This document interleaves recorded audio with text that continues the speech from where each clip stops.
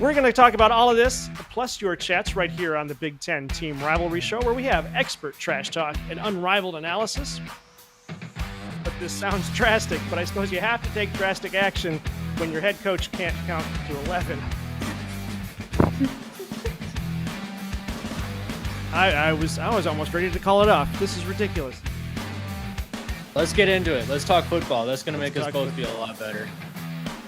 And they've finally figured out a winning formula in the last three. Well, I mean, they've been winning the whole time. They just haven't been winning the championships that we won. I mean, Michigan was never a bad team except for maybe 2017 and 2020. Okay, this is really dumb.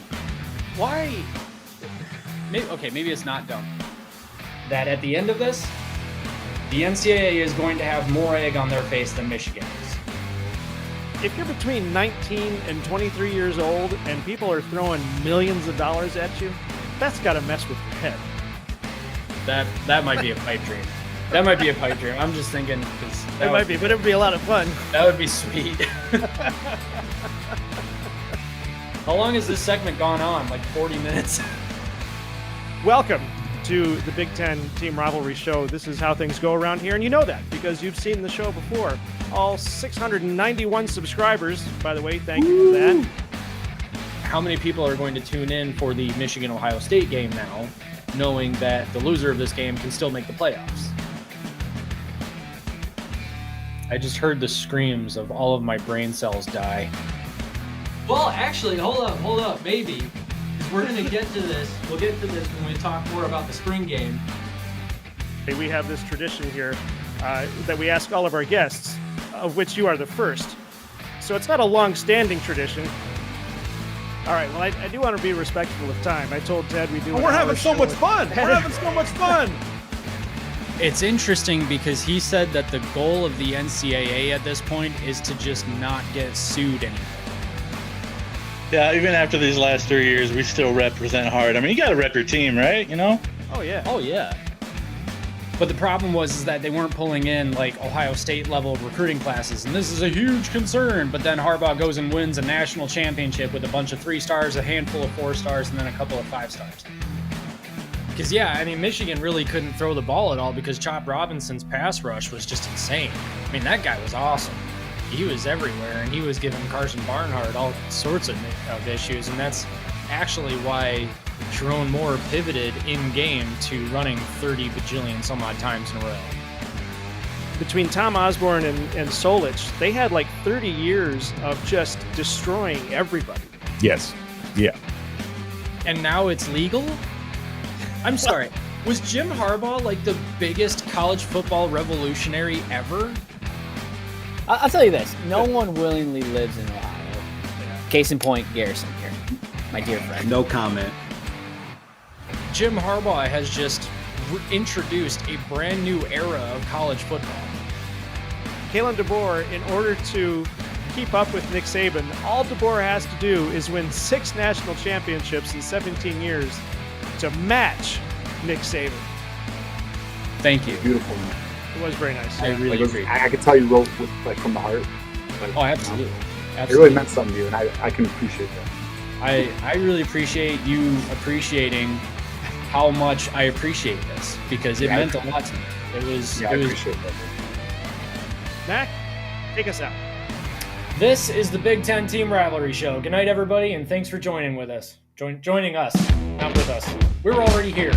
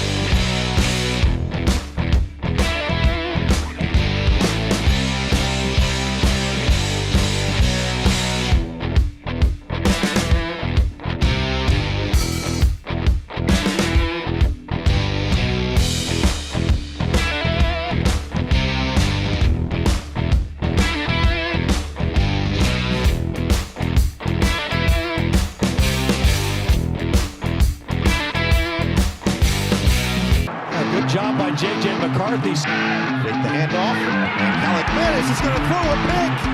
They give it to Corum. Up back. Corum. Touchdown, Wolverine. Roman Wilson does it again. Corum finds some daylight. He's got some speed and some blocker. Outside. Turns the corner. Blake Corum down the sideline. Looking over the middle. Caught. Touchdown, Wolverine. McCarthy extends the play, now using legs. McCarthy at first down.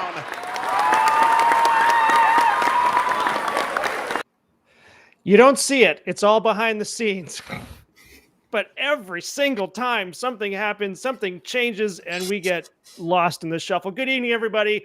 Welcome. Joel Klatt believes Michigan will win the Big Ten again. That's what Joel Klatt says. I already said What? Joel Klatt. It's shocking, I know. Hold on. But No, he didn't. Joel Klatt believes Michigan will win the Big Ten again. He said he can't. They can.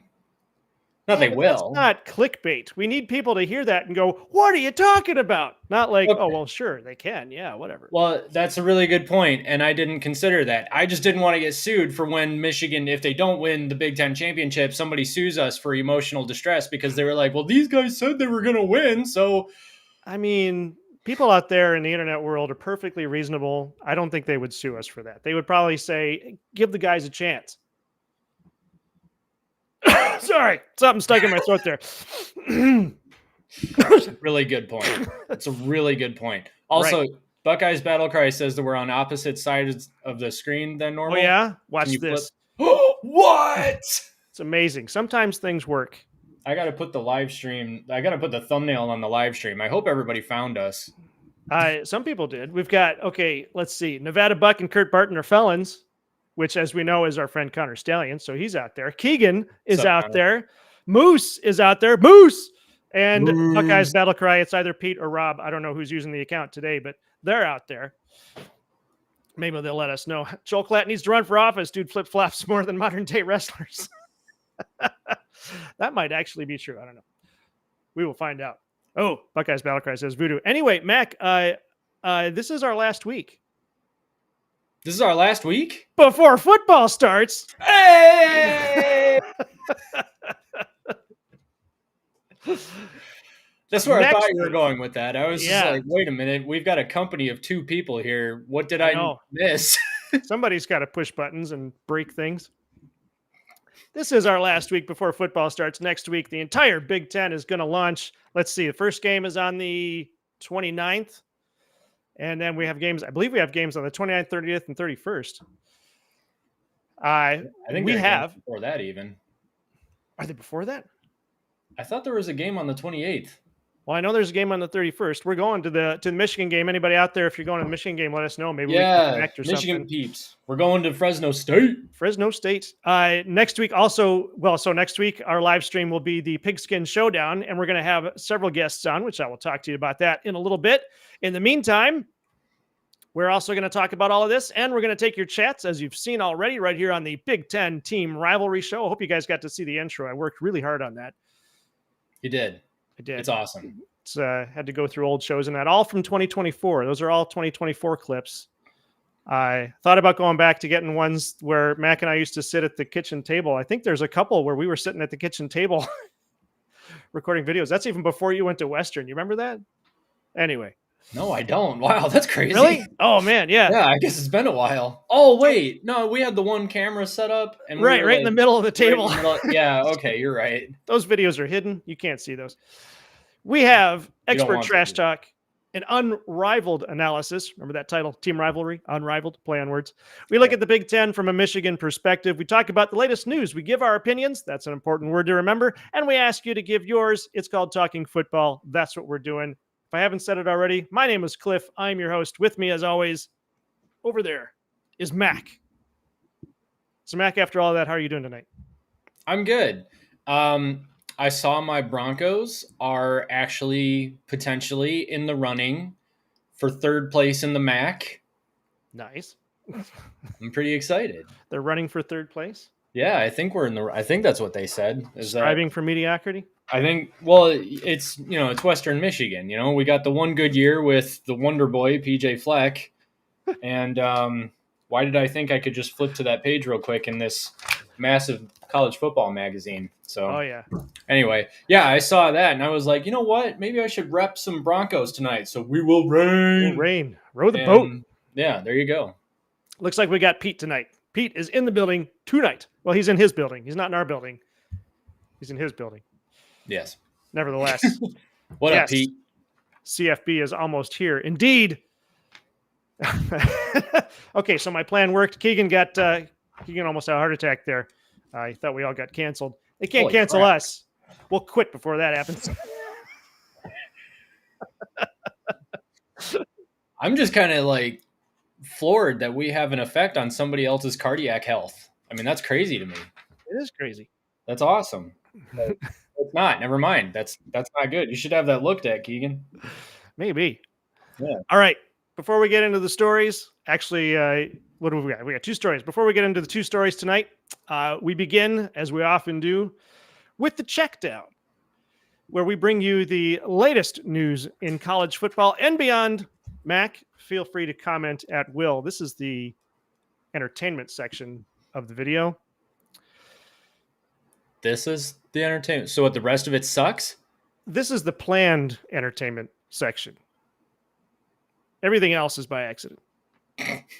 This whole show is by accident. It really is. Connor Stallions has been hired by Mumford High School as the defensive coordinator. Did you hear about this?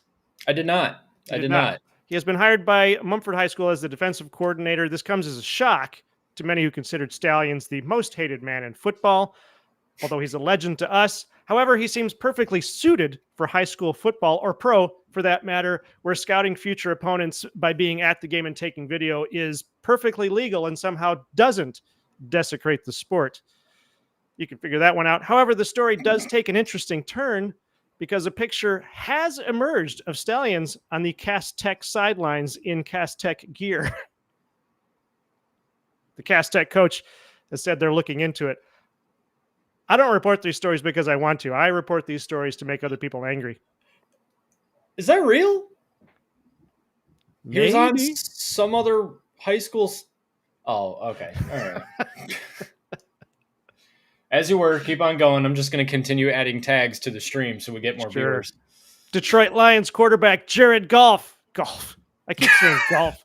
Golf. I'm sure he does golf, but his name is actually Goff. Jared Goff has chosen sides between the Wolverines and the Spartans, and it turns out the quarterback in Honolulu blue is sticking with the boys in navy blue. That's right. Jared Goff is a Michigan Wolverines fan. Go blue. That's what I'm talking about. Spartan fans are outraged and planning on taking the Lions to football court because of the little-known but oft-repeated Spartan rule. You can only be a fan of the school you attended. In response, That's true. Jared Goff put out a press release, which he sent over to me to preview. And it says, "I would like to apologize to Spartan Nation. I've never heard of this rule, but more importantly, I don't care.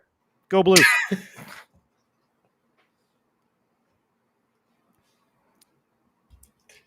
Yeah. Yeah. You know what I forgot to do is advance the slide. That was my really cool Jared Goff slide. Man, he is a sharp dresser. Look at that guy. That's good, yeah. How old is he? He's not actually that much older than me, I don't think. Probably not. I don't know. I thought he was just like low 30s or something. Anyway. Our man Alex Orji here, the would-be QB1 for the Michigan Wolverines, has had enough talk about this Michigan taking a step back. He took to Instagram to post a picture of himself, this picture right here that you can see on your screen, in uniform, holding a football with the caption, and I'm not making this up, quote, "I heard they're writing us off. I hope they also writing their wills," unquote. Hey. I don't really have a joke there. I just wanted to say that out loud. That's awesome. That's awesome. Yeah. It's sent shivers. Sent shivers down my spine. And Nevada Buck and Kirk Barton are felons, says Jared is 29. Really? Yeah. I'm the same. We're the same age, huh? There you go. Man, what did I do with my life? What did you do? I went and got a degree in communication while this other guy who's the same age is the starting quarterback of the Super Bowl favorites in 2024. So yeah, they're not, I don't think they're the Super Bowl favorites. They should be though. Finally, you've heard of the whiteout at Penn State, and this is where the fans wear white to the game in hopes that the glare will somehow affect the opposing team, but somehow not their team. The most overrated home field tradition of all time. Yeah, Right, I've heard of right. it. So Michigan, of course, has the maize out, which still confuses people because maize is actually the color of corn, which is yellow, but Michigan doesn't wear yellow. They wear maize, which looks yellow, but don't call it yellow. It's maize. It really doesn't help diminish the Michigan is arrogant cliche. Nevertheless, blue and maize. The maize out, however, was instituted by disgraced former AD Dave Brandon, and current AD Ward Manuel is really trying to build his clout at Michigan because he gets blamed for everything. So he's made what's been called a major announcement. You can see right there for the USC game. Major announcement is the first ever stripe out at the Michigan USC game. A stripe out isn't simply wear maize or wear blue. Now you wear maize or blue depending on which section you're in.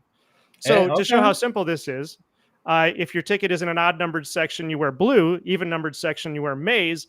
Unless you're in the student section, then it's all maize. Or if you're by the press box side, in which case it needs to be reversed. However, the north end zone by the visitor section should wear blue and yellow based on the seat number to create this sort of checkered effect. This is to distract the Trojan fans so they'll be quiet for the game.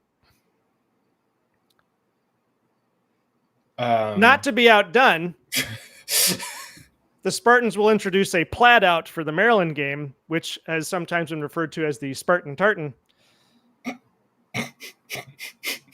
I guess you have to be Scottish to really get that joke. I'm kind of getting it. You kind of get it.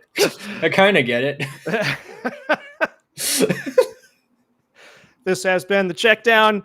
If you like what you've seen so far, don't forget to smash that like button. And as long as you're there, slide a little bit to the left and hit the subscribe button. Thank you to everyone who has subscribed already. Mac, what are your thoughts on all of that? Buckeyes Battle Cry says, "Dear God, that's too complicated. Hashtag not gonna work." So I gotta be honest. Yeah. Okay. This hang is on. what happened. I'm gonna make a call here first. Okay. That 75% of what you just said is not true. Say 50, and you'd be more accurate.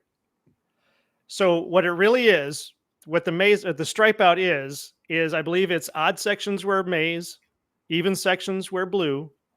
The student section is supposed to wear maize only. So, but if you don't get the heads up beforehand, if you don't check your ticket and know which color you're supposed to wear, I don't know. I think it's asking too much of people. I think they should have just said it's one color or the other. But yeah, seriously, it's based on your section, which color you're supposed to wear. I guess this has been done before at other stadiums. Oh yeah, it's done all the time. Okay, so maybe they'll figure it out. But yeah, it actually does kind of. I actually wrote this before I found out what the actual rules are, and I was kind of surprised that I got it like half right. I can't remember where was it. Well, they do it in SEC country all the time. I know they've got like some sections that are red, some sections that are white, because like every SEC team is red and white. Oh, wait a minute here. Okay, has Jared Goff been married 3 times? I don't think so. I think he's only been married once. I think he's talking about me. I got married and still married. Oh, which is great. Okay. Yeah. I highly recommend marriage. It's been a lot of fun. Yeah. Yeah. No, it's great. It's great. We play video games. She cooks me. She's already so my wife has already set the menu for this season's football lunches. Okay, so when Michigan plays a game at noon, so around lunchtime, or Michigan plays a dinner game, she always makes me like buffalo wings and like homemade potato skins and all that. She's got like her own recipes that she does for like barbecue buffalo wings and potato skins and all that. And it's amazing. And she'll bring it to me while I'm on the couch. My lazy bum is sat firmly on the couch, and she'll bring me a plate of buffalo wings and a beer. And a beer. And in a tree. So, gentlemen, find So- yourself a woman who understands Yeah. the importance of buffalo wings, beer, and football. Yeah. All right, Nevada Buck, Connor, whatever your real name is. I apologize. Sometimes I don't think real fast on my feet, so I didn't put that together. I hope you're doing okay out there, because that's painful. Let's see here. Oh, Buckeyes Battle Cry had. Oh, there it is. So this is where I'd seen this before. Tennessee does the checkered pattern. So this has been done. And then I think Dave's here said that other schools do it, so we're not trying to reinvent the wheel. Yeah, other schools will do it, but I just thought this was funny. Suddenly reconsidering marriage. Yeah, I mean, if you find someone who actually likes who you are as a person, it kind of works out. Wait a minute. I'm sorry. Do you know what this is about? But with all the fart smelling and wine, how will it ever be solved? We need less of a delay. Yeah, well, I mean, that's impossible because you're All right. streaming to you. Whatever. Anyway, Yeah, I know. Dave's Okay. here. We're going to need some context, please. Yeah. All right. Are you ready for your monologue? I am ready for my monologue, but I would first like to say something about Western Michigan football. Hold on. You're going to give a monologue about your monologue?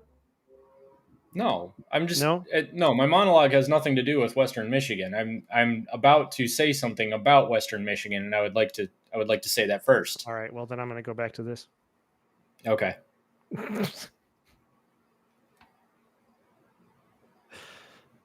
All right. You got it? Yeah, it says.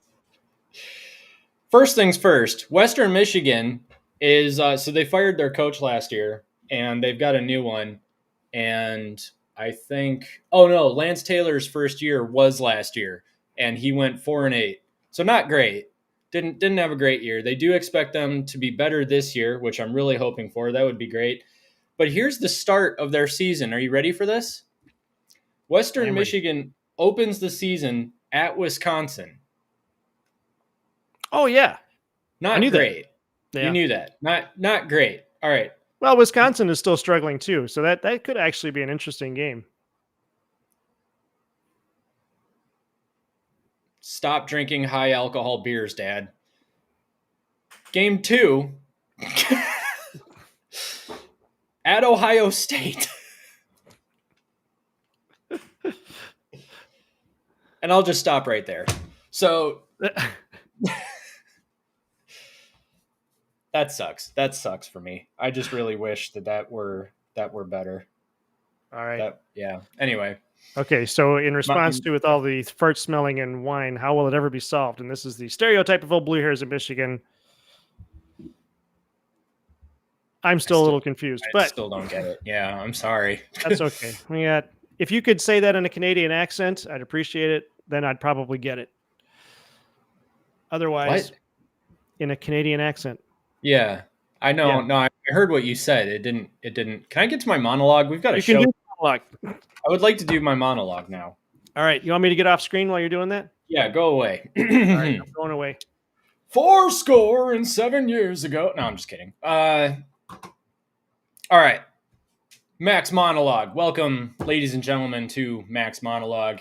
I've got a nice short one for you guys today because last week I feel like went on really long because I was yelling at somebody for yelling at me about things on YouTube. And as we all know, that's the only way to solve an argument is to just yell back and forth incoherently. So that's what I did.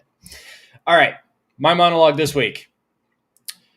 I was perusing YouTube, as I occasionally do every hour of every waking moment of my life. And I saw this comment posted on some channel. Honestly, I forgot what channel it was. They all tend to blend together. Mind of Dro. We don't have the screenshot of that, do we? All right, whatever. Mind of Dro says, college football just doesn't hit the same with all of this nonsense called super conferences. That's an opinion. To that I say, Mr. Mind of Dro, it's going to get so much worse for you. We're not even at super conference level yet, dude. I mean, I get it. Things are kind of weird right now. I mean, you know, a tornado ripped through the South, sucking up Texas and Oklahoma and plopping them right into the SEC trailer park. All of the West Coast's best football teams are now in the same conference as a school in New Jersey, and the Pac-12 walked itself into a dynamite store and lit a match. But also think about it another way.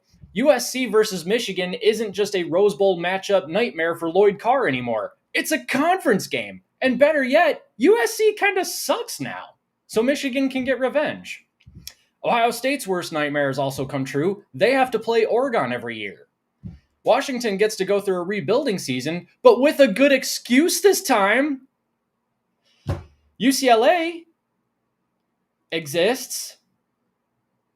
And Penn State's expectations of a playoff appearance will fade into obscurity a lot faster now with the additional great teams coming in. And frankly, that's good for Penn State fans because I hate to watch them suffer their delusions of grandeur for too long. Poor Penn State fans. All I'm saying is that things really aren't that bad. College football attendance has never been higher, ratings have never been higher, and we have matchups early in the season that we could only dream about once upon a time. So cheer up, dude. Because if the Super Conference is something that you find to be aggravating or disturbing or bad, then sorry, because it's just going to get worse for you. For everybody else, though, I'm super excited about Michigan versus Texas. I'm really excited about Oregon, USC, UCLA, and Washington. Got them all this time. Coming into the Big Ten and whooping all of our butts. I think it's going to be great. I'm really excited. I've never been more excited for the future of college football with the 12-team playoff. And I used to hate the idea of the 12-team playoff, but then they said maybe Michigan could host a home tournament game, playoff game. Why is that so hard to say? I will miss the traditions of old college football, the regionality of the sport. For sure, I will miss it. But we're in a brand new era. Money rules the sport. And frankly, that's just going to have to be okay because as I've said on the show before, if you want to save something, force people to eat it. Now, that doesn't entirely work in this particular scenario, but the idea is if you make it important to people and people don't want to lose that thing because it makes them money, then all of a sudden the thing becomes far more valuable and far more protected. That's what that means, is because if you wanted an animal to get off the endangered species list, then, you'd want to make it a part of the cuisine because then restaurants could make money off of it. So then all of a sudden, the animals are protected. Same thing with college football. Anyway, my point being is that college football, it's changing. It's weird. It's kind of scary. It's going to be okay. Just sit back and enjoy it because the on-field product's not changing and we're all going to have a great time. This has been Max Monologue. If you liked Max Monologue, hit subscribe, leave a like, leave a comment, leave a chat. If you didn't like my monologue, unsubscribe. No, don't do that. Oh, wait, what? Get all your friends to subscribe. Get all your friends to subscribe and torture them with this. Side note, we are actually at 892 subs now, so only 108 to go to hit 1,000. Thank you to everybody out there who has subscribed already. We really appreciate it. Really looking forward to hitting that 1,000 mark. That's obviously a huge goal of ours. It is, yes. So we got a few chats while you were talking there. Mm-hmm. Nevada Buck and Kirk Barton or Felon says Western Michigan's schedule is greater than the Florida Gators schedule. I have not looked at Florida's schedule. Have you looked at it? I haven't, but I got my book here and I'll look it up. Let's see here. Where's Florida? I'm going to switch back to this layout. Oh, shoot. You know what? Actually, they don't have Florida's schedule in here. This is only for relevant teams. Okay, quick question. What's faker, politics or wrestling? Yes.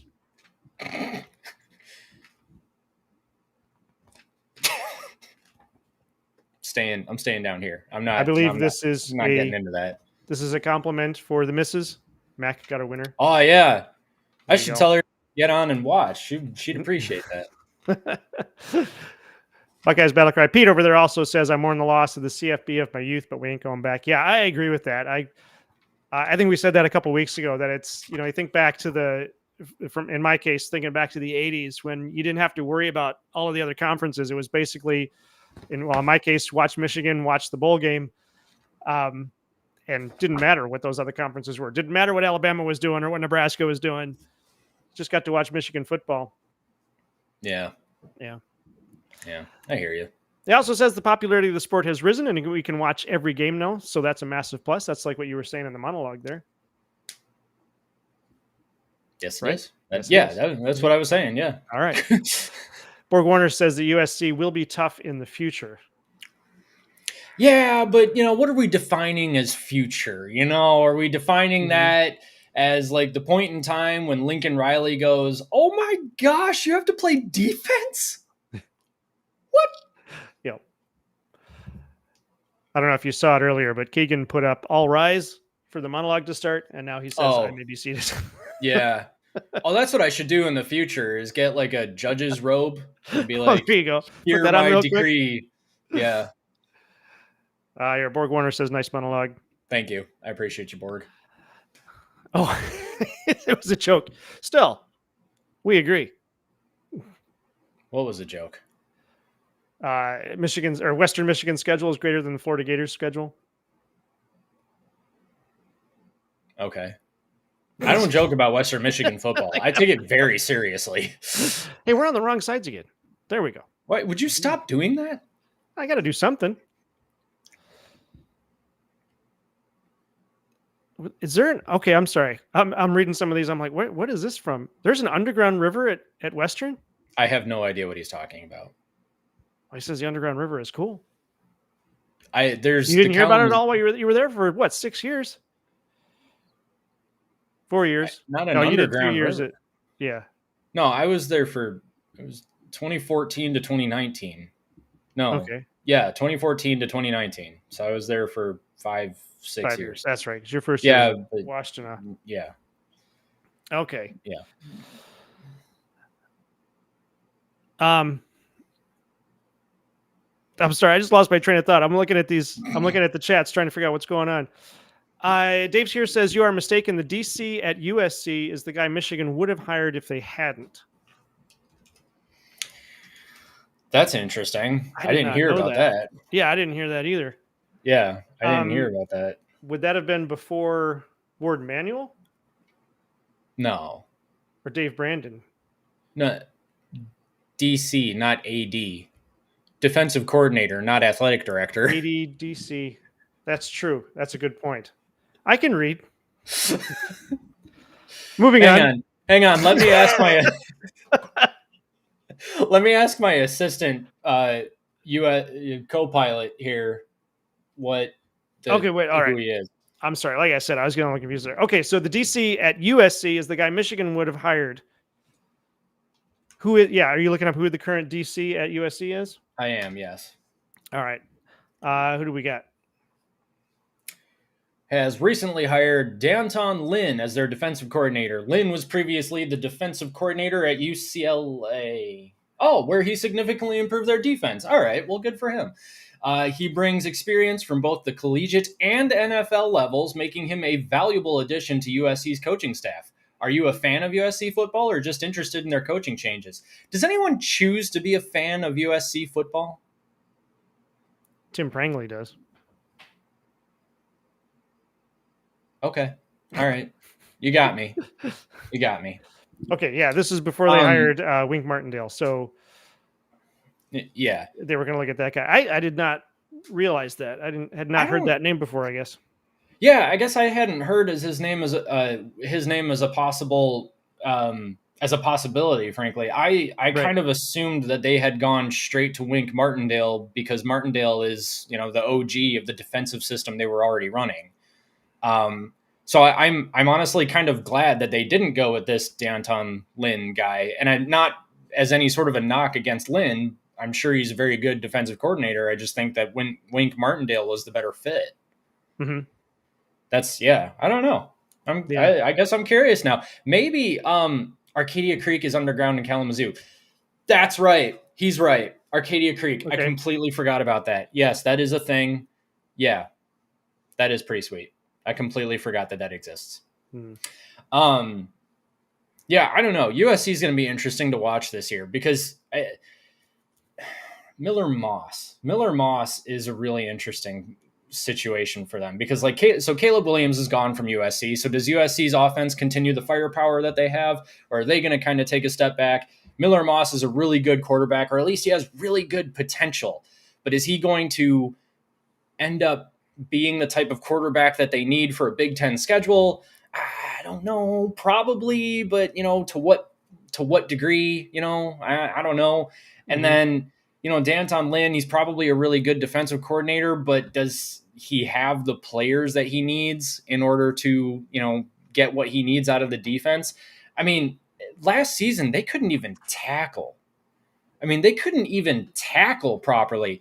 So how do you go? Even if he is like a really good defensive coordinator, which I'm sure maybe he is, I don't really know. It sounds like it, but like if he is, I still just don't really know how you go from being incapable of tackling to all of a sudden they're a really good, competent defense. Like I think that they'll be they'll probably be better than we think. I give them a lot of crap because I just enjoy giving crap. I think that that's a fun thing to do. Like here's some crap. Here's some crap. I just give everybody crap. It's great. But I don't know. I still I'm skeptical as someone who does put money down on college football games. I've looked at USC and I've thought, I don't know, I don't know, because I don't know that I trust someone to go in there and rehabilitate a defense that much. They couldn't tackle last year. So anyway, Keegan says USC is capable of upsets, and this is what I find interesting about the dynasties in college football, because I think they last longer typically than NFL dynasties, but I suppose that really depends on the coach, how long the coach stays. Because if you look at like Michigan during Bo Schembechler, he was there for 20 years. Ohio State, you had Woody Hayes for Buckeyes Battle Cry is going to have to correct me on this one. I thought he was there for a little over 20 years. Tom Osborne down at Nebraska for 20 some odd years. USC was a powerhouse back in I want to say the 70s and 80s. They were one of the best teams in the country. Mm-hmm.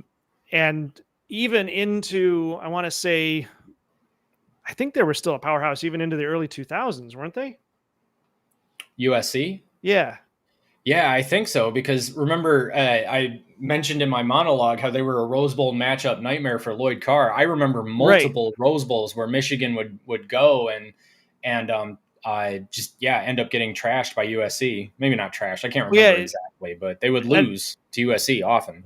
Yeah, well, I don't remember the exact numbers, but I know that like when Michigan went to the Rose Bowl, like every other year in the 70s and 80s, they were either playing UCLA or USC. Yeah. It seemed like anyway. I'm exaggerating for impact here, but yeah, they were obviously the powerhouse out west.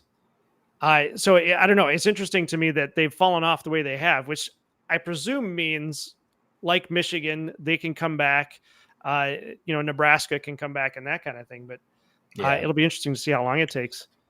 I'll say this, I give everybody a lot of crap because it's fun giving teams crap. That's just what I do. Lincoln Riley's a good coach, man. And if USC is going to come back, it's going to be because Lincoln Riley brought them back. And he brought them back by finally figuring out his own defensive philosophy and shifting towards something that is far more sustainable on defense. So, once that happens, once USC fields a competent defense, I don't think it's this year, but once they do, and it's going to be soon, they're definitely going to be very good. And that's going to be really interesting for the Big Ten Conference, because if Ohio State, Oregon, USC, Michigan all keep up really good rosters and have really good games, really watchable games, does the balance of power kind of end up shifting towards the Big Ten as far as like the TV network money goes, and then the Big Ten kind of gets a little bit more say in terms of how the super conferences end up turning out? Because then all of a sudden, like, I don't know where Florida State and Clemson are going. At one point they were talking about the Big 12. The Big 12, I feel like, is on borrowed time right now. So really? I think so. From the what ACC, I've heard, how close are we on the ACC? Because they're about to. It feels like everybody is on death's doorstep at this point, but the Pac-12 is the only one that actually folded, and that was the one that I was kind of expecting to last the longest outside of Big Ten and the SEC, which maybe that shows how much I don't know about conference financials. I don't know. But like from what I've heard, just kind of perusing the news, like, I don't know. I just feel like the Big 12 is on borrowed time, but if the Big 12 is on borrowed time, then the ACC is just about ready to shut down. And that means if Florida State and Clemson are looking for a way out, competition wise, I wouldn't be looking at the SEC or the Big Ten, because if I'm Florida State and Clemson, I'm thinking I at least want a shot. Like if we're in rebuilding mode right now, which they kind of are. I mean, Florida State was very good last year and should have made the playoffs, but we'll see where they're at this year. And then Clemson's kind of taken a little bit of a step back. I feel like they wouldn't want to go into a conference where it feels like the progress that they've made to come back is just going to get shot back down because they're playing freaking Alabama, Georgia, and then Texas and Oklahoma. Like, stop. But then if they come to the Big Ten, they've got Michigan, USC, Oregon, Ohio State. No, they don't want to do that. Maybe they'll go to the Big 12 and then try and see the Big 12 out on its way out, and then eventually end up joining the Big 10. Or at that point, the super conferences end up forming. Right. Also, 28 seasons for Woody Hayes at Ohio State. 28, yeah. Yeah. All right. Very long time. Very long time, yeah. And one of the best coaches ever. If he hadn't punched out that kid, he might have coached longer. Miller Moss, Buckeyes Battlecry says Miller Moss was just named QB1. That's at USC. Yep. Zachariah Branch is a speed demon wide receiver. Zachariah Branch. Man, that kid can fly. Yeah. Yeah, he's going to be a lot of fun to watch. That's going to be an interesting one because, okay, so I'm talking, Michigan fan here, right? I don't know anything about wide receivers. No, I'm kidding. I know a little bit. But, I don't know a lot about USC's offense right now. But Zachariah Branch is a name I keep hearing thrown around as the wide receiver, as one of the best wide receivers in the nation. And I'm going to be curious if that's based on his speed alone or if it's because he's actually, a really good, fundamentally good wide receiver. If he's got the hands, if he's got the fundamentals down. And that's going to be insane. I think my switched. Yeah, it just clicked off for a second there, but you're back now. I'm curious about this one. I do not know what this game is. Jim Harbaugh, little Stanford nerds destroyed USC Dynasty. Anyone remember the "What's Your Deal" game? I do not. Yeah. Do you remember? Do you know about this one? Oh, yes. Pete Carroll and Jim Harbaugh, I think it was, got into a hissy fit because Stanford ended up upsetting. I think USC was top 10 on their way to a national title sort of thing. And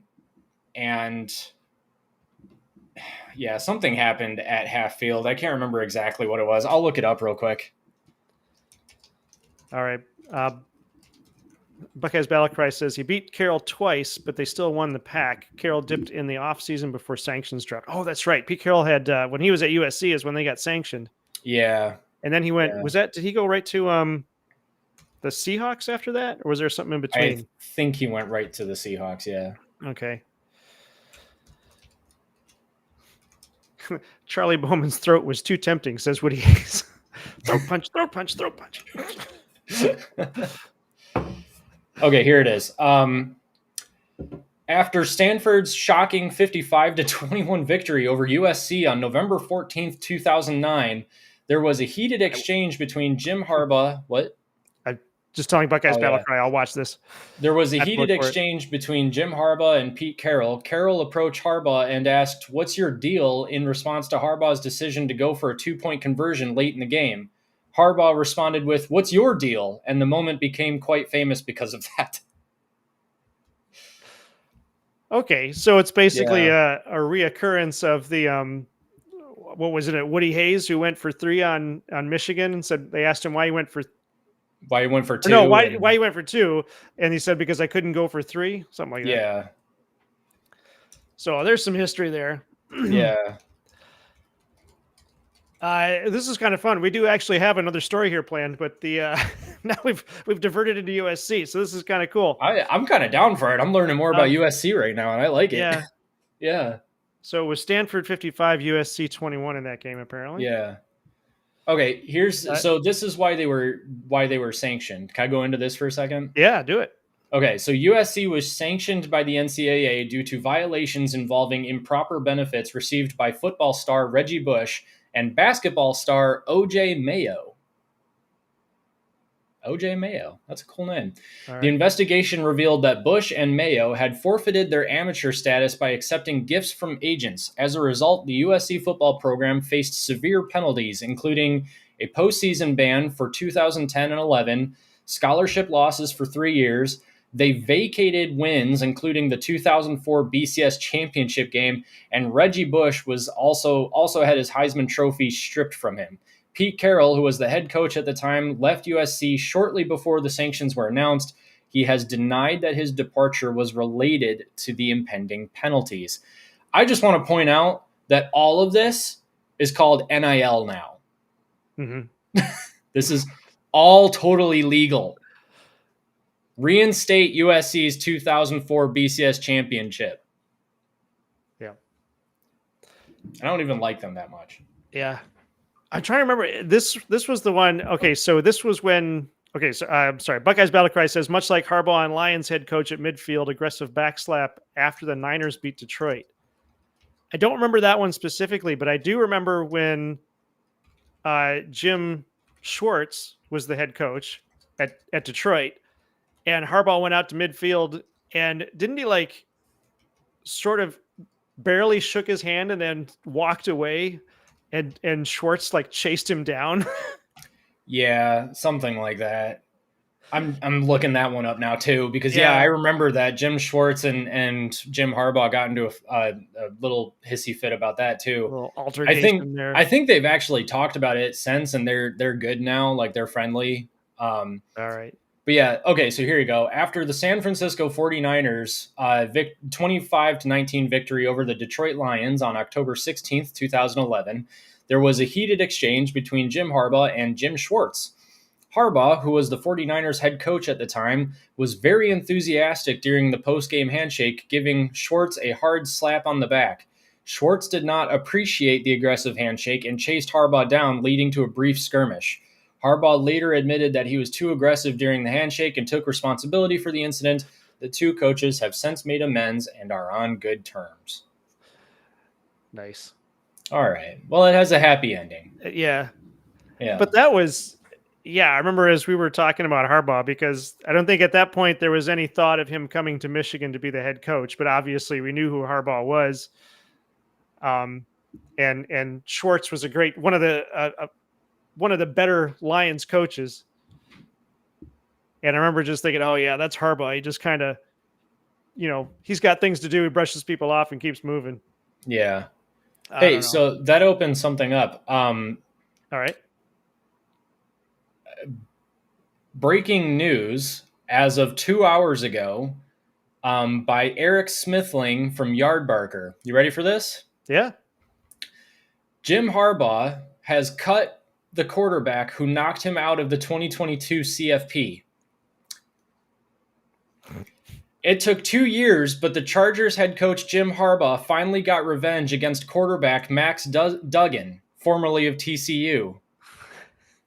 Oh, no. During the 2022 CFP, Duggan led TCU to an upset victory over Michigan.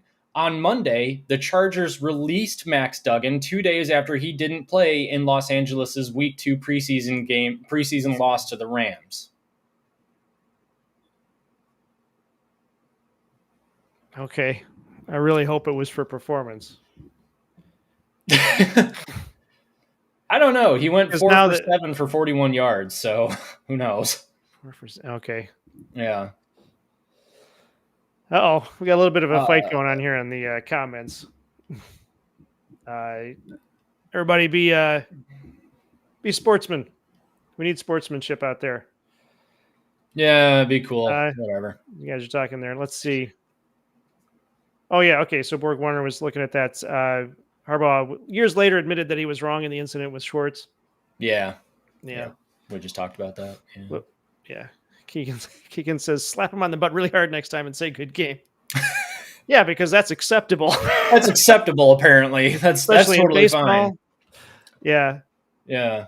I'll never forget that. I'm not going to say the name of the guy who did it, but when I played high school football, I mean, nobody did that because it was just kind of silly, except for one guy who was on the team. And the first time he did it to me, I was all like, okay, hold on here, buddy. And he was a super nice guy. He was an extremely talented football player, really nice guy. Really enjoyed talking with him and playing football with him. And but he did that. And I was just kind of like, hang on. All right. Boundaries. Okay. The snapping drill was as intimate as I ever want to get with a guy. All right. That's it. Exactly. All right. I want to get into our story, but first I want to address this. Blue Wolverine is asking, when are you going to hop on the sticks and skins behind you and bless us with a drum solo? Yeah, my drum set back there. That would be fun. Maybe I'll record something and then we can just, play it back. Yeah, there you go. But yeah, that's actually I got an electronic drum set. I used to have an acoustic set, but it got really old and I didn't want to spend $4,000 to get a new one. That was $300. So it's kind of fun. I mean, I don't play as much as I used to anyway. It's just kind of like, stress relief. So it works. It's a fun thing to do. Yeah. I want to, real quick, Buckeyes Battle Cry says it was, I agree with Dave. It was vehemently against the rules then, and they knew it. They don't deserve their wins back. Yeah, that's a solid point. You're right. Mm-hmm. I mean, yeah, I was mostly joking when I said give them their wins back because, again, I don't really like them that much, but I also don't care enough whether or not they do get their wins back. So I'm definitely not going to go out and, take pitchforks and fire sticks, torches, fire sticks. Fire sticks. It's not Amazon for crying out loud. I'm not. Fire sticks. Amazon Fire TV stick. Remember that commercial? Anyway. Dumpster fire. No, Buckeyes Battle Cry. Different thing. Oh, is it? Oh, okay, I'm sorry. Yeah. Buckeyes Battle Cry. Pete over there says many great Rose Bowls between USC and U of M and OSU and USC. Yes, there was. I swear during the 80s, and again, I'm probably not remembering this right, but it seems to me like during the late 70s and then through the 80s, it was either Michigan or Ohio State going to the Rose Bowl, and they were playing either UCLA or USC. In fact, my wife has said that she thought at one time that the Rose Bowl was just an extra game they gave to Michigan and USC, that somehow they had an extra game at the end of the season, and that's what they did. Because obviously those were the ones we watched. We didn't necessarily watch the Ohio State ones. That's why she didn't say that. But right. But yeah. And of course, not ashamed to admit, well, maybe I'm ashamed to admit, not afraid to admit that Bo Schembechler had a losing bowl record. Even though he had 194 wins in 20 years or 198 wins in 20 years, he had a losing bowl record, which was, kind of the joke. There was actually a joke that Bo Schembechler's wife would always serve him breakfast in a cup because if she put it in a bowl, he'd lose it.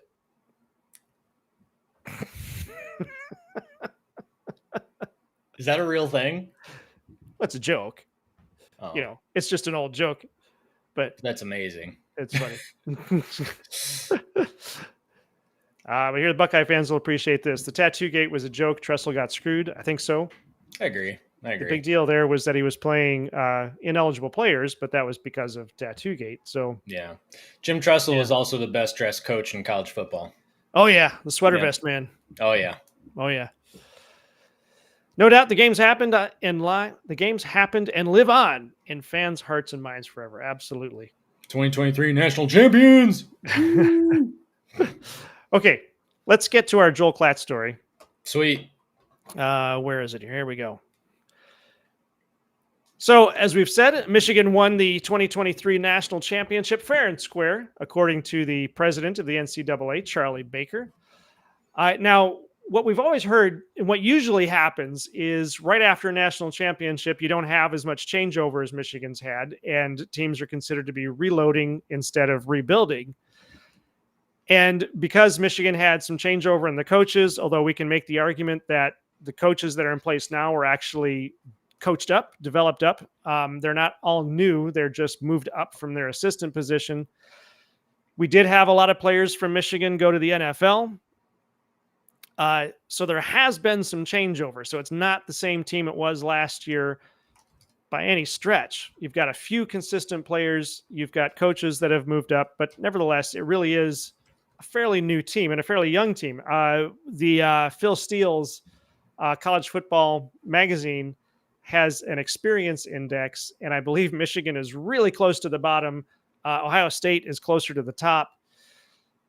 And those things, that is an issue. You need experienced players. One of the reasons Michigan won the national championship last year is because they had experienced seniors as starters, and that gave them a really good edge. Sharon Moore, let's see. Well, actually, we have heard, though, I should say, as fans, understanding that we've kind of lowered our expectations to try to be realistic. But here's what's happening. We've heard from players. We've heard from Isaiah Hole as a pundit who has been pretty accurate about these things. I mean, he talks to the players. He talks to the coaches. We've also now heard from Joel Klatt and Sharon Moore that maybe we shouldn't lower our expectations. Sharon Moore did an interview just today where he's looking at this as a reload rather than a rebuild. And sure, you can say that's, maybe that's coach talk. But there's also that situation where as a coach, you don't want to overstate your position because that can make you look really bad if the season just falls apart. Mm-hmm. So, Mac, we looked at this article from Joel Klatt. Joel Klatt says he believes that Michigan can actually, at the very least, win the Big Ten again this year. What factors is he holding up as evidence that Michigan can win the Big Ten? Let's dig into that. So I thought this was really interesting, what he mentioned. The fact that Michigan plays smash mouth football. And like I mentioned, you'll see this in tomorrow's Voice of College Football video that we put out. I tried so hard to think of a smash mouth joke. I believe in you. I believe. Yeah. I'm a believer. I'm a believer. Yeah. I'm a believer. Yeah. I tried really hard. It was like, you're an all-star, get your game on, go win a national championship with Connor Stallion. I don't know. It didn't happen. It didn't happen at all. But I thought it was really interesting because he said that, Michigan plays smash mouth football still, which we often think of as more of an old school style of football. You win in the trenches, whereas all these other teams are playing basketball on grass with flying around the field with the ball flying in every which direction and all that. Kind of like it's the what did I say before? The 60 minutes of skill challenges at the Pro Bowl. We've talked about Ohio State, Oregon, USC. They've got all these skill players and they're absolutely loaded. But for like the entirety of the Harbaugh era, Michigan played smash mouth football until they got to Ohio State and they needed to adjust the defense in order to keep up with Ohio State. Didn't quite work out so well, but they finally figured that out with bringing in, Mike McDonald, Jesse Minter, and now Wink Martindale, hopefully. So yeah, I mean, they switched up the defense and got away from blitzing like Don Brown wanted to do pretty much every play. Holy crap. They've got the D-line in a position where they can stop the run without having to bring in the secondary to help out. So the secondary can kind of stay in coverage and force the quarterback to take his time trying to figure out, where his options are, where he can come with the ball, but he's running out of time every single play because the defensive line is just that fast. Michigan's had freaks on the defensive line, man. And that's kind of the point. I mean, Michigan is playing smash mouth football still, whereas before we were saying, maybe Michigan needs to update the offense a little bit. We need to throw the ball around a little bit more. We need to stop with this whole running right up the middle thing. Michigan just won a national championship. Michigan went to the playoffs 3 times. They won the Big Ten 3 times. They beat Ohio State 3 times and won a national championship by running the ball up the middle, guys. Like, all of a sudden, everybody's playing this fancy ballerina ice dancing sort of form of football, throwing the ball in every which way direction. And Michigan's just like, no, we really liked what we were doing back in the 80s. And so they kind of did that again, but, obviously with some modern twists for sure. But it's just funny. It's funny how football just decides to go in this completely different direction with the air raid, with the spread offenses and the passing games and all that. And Michigan's just over here like, nah, that's cool. That's okay. We're just going to run the ball up the middle and beat you anyway. And they brought in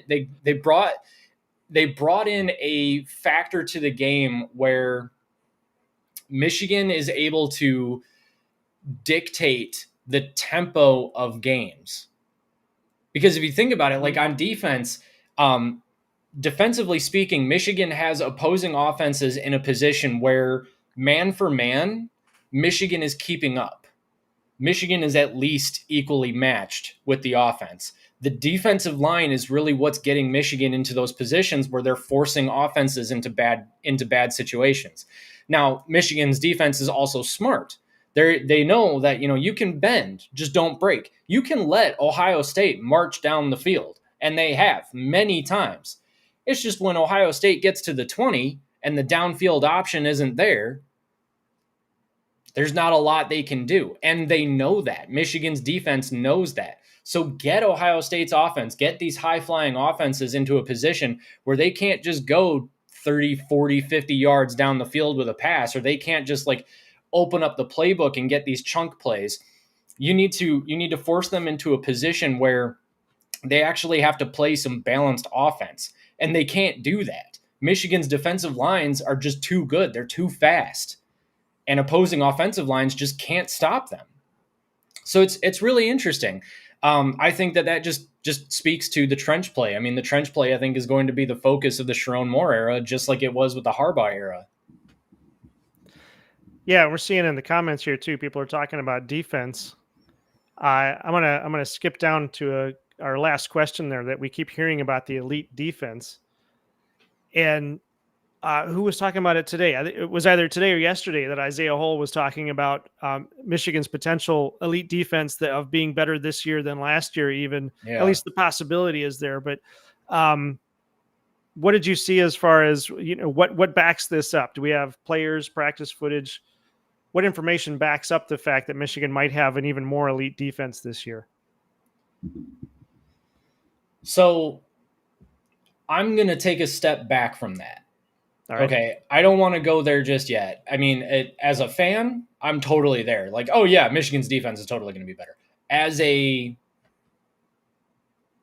college football YouTube pundit who no one asked for his opinion, I'm going to take a step back from that. And I'm going to say, I don't know. I don't know if Michigan's defense is going to be better. And the reason I'm saying that is because, Rod Moore's injured. He's out for the season. He tore his ACL, I think it was, or his MCL. Either way, he's out for the season. Keon Sabb transferred to Alabama. Keon Sabb, I believe, was a senior. So Michigan had holes on defense that needed filling. And this is the interesting part. So Michigan did, we had transfers leave as well. I want to bring up my list of transfers real quick so I can remember. We had Samaj Bridgman transfer out, Jeremiah Beasley, DJ Waller, and Keon Sabb all transferred out, and then Rod Moore was injured and he's out for the season. We brought in some transfers. We brought in Jayshawn Barham, and then we also brought in Jaden Mangum. We brought in Wes Walker from Tennessee. Jaden Mangum's from Michigan State. Jayshawn Barham's from Maryland. And I think my expectation when you bring in a transfer player is that they're filling in a starting gap. They're filling in a starting role. They're farting in a starting role. Good Lord. Farting. They're farting in. You got to appreciate the fart joke. I don't care how old. Oh, totally. Yeah, absolutely. Yeah. Holy crap. Speaking of which, my doctor's got me on a fiber diet. Don't. It's football. Back to it. Anyway. Nobody needs to hear about your fiber diet. You bring in transfers, I think, to fill in starting roles, but Michigan didn't do that. So right now, we brought in Jaden Mangum as the free safety. Quentin Johnson is currently the favorite to start there. Quentin Johnson was already here. Quentin Johnson was one of the guy that laid the wood against Travion Henderson, I think it was, when he was getting that pass out of the backfield in the Michigan-Ohio State game. Quentin Johnson was either that play or the other play where he just smacked the receiver hard, and the receiver couldn't hang on to the ball because of that. That was a heck of a play, but that was Quentin Johnson, and Quentin Johnson's the favorite right now to start at free safety. Ernest Hausman, he's at WLB. I believe that's wide linebacker. I can't remember what that stands for, but it's a linebacker. And I believe he was pretty good last year. He wasn't a transfer, but he was good for Michigan last year. So looking good there. Jayshawn Barham, I believe it was one of the better players, if not one of the best players from Maryland's defense. We've heard really good things from him out of fall camp so far. So really excited about that. Amir Hall. I didn't mention him. Amir Hall, where did he come from? FAU? I cannot remember. I can't remember where Amir Hall came from. But he was another transfer that we brought in on defense. And again, Jair Hill is the favorite Jair Hill was already at Michigan. He's the favorite to land the starting cornerback position opposite of Will Johnson. So these transfers were brought in, and they're not being brought in to fill in starting roles. They're being brought in to sit behind Michigan guys who are already at Michigan. And to me, that's like, okay, that says one of two things. Albany. Thank you, Keegan. Albany. My bad. Yeah. Okay. So that was Amir Hall. He came from Albany. That's right. My bad. So bringing in all of these transfers and you end up having them sitting on the bench says one or two, not sitting on the bench. They're just number 2 in the rotation. It says one of two things to me. Either the Michigan guys or the guys that were already at Michigan are just that good that they won the starting position anyway. After being developed at Michigan, they won the starting position despite going up against former starters. I believe they were all former starters. I know Jaden Mangum and Jayshon Barham were. I think Wes Walker was too. Or Michigan or the defense, these transfers just actually aren't very good. And the fact that Michigan players are winning the starting roles right now isn't a good thing. And we've heard reports right now. The reports that we're hearing out of fall camp is that it's option number 1, that these players are all very good. The 2 deep is all very good for all of Michigan's defensive positions. And the starters themselves have won the starting jobs because they deserve it, not because the other guy was just worse.